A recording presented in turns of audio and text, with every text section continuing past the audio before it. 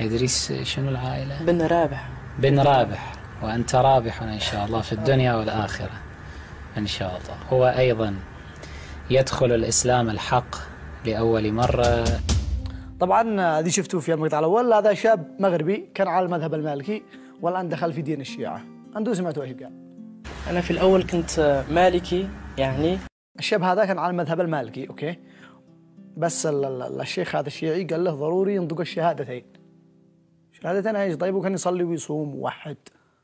شوفوا المقطع. فقل يا أخي الكريم على بركة الله تعالى: أشهد أن لا إله إلا الله. أشهد أن لا إله إلا الله وحده لا شريك له. وحده لا شريك له. أشهد أن محمدا رسول الله. أشهد أن محمدا رسول الله. اللهم لك الحمد. الرجال اسلم نطق الشهادتين. يعني الشهادتين هذا اللي نعرفها احنا، أشهد أن لا إله إلا الله وأشهد أن محمدا رسول الله. خلاص لا نطقتها دخلت في الإسلام. طيب في غيره؟ لا لحظة شوفوا ايش يزيد يكمل.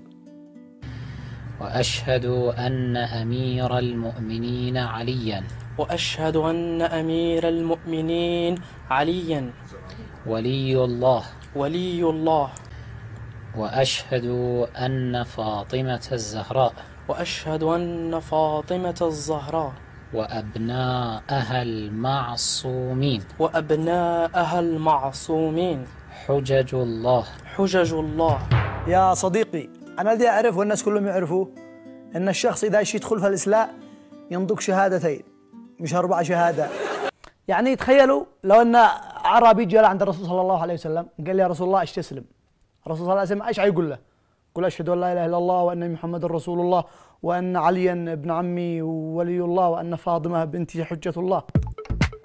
يا أخي ما احنا نعرف أن الشهادة ثنتين، ما لكم أنتم؟ نتيت وجدتين. لا وريت والله ان هي الشهادتين مدري 4 شهادات هذه وبس. لا اسمعوا الشهادات هذه. أشهد أن أبا بكر وعمر. أشهد أن أبا بكر وعمر وعثمان. وعثمان. وعائشة وحفصة. وعائشة وحفصة. في النار. في النار. يا صديقي هذه ما هي شهادة دخول الإسلام، هذه شهادة خروج من الإسلام، ما هو الخبر.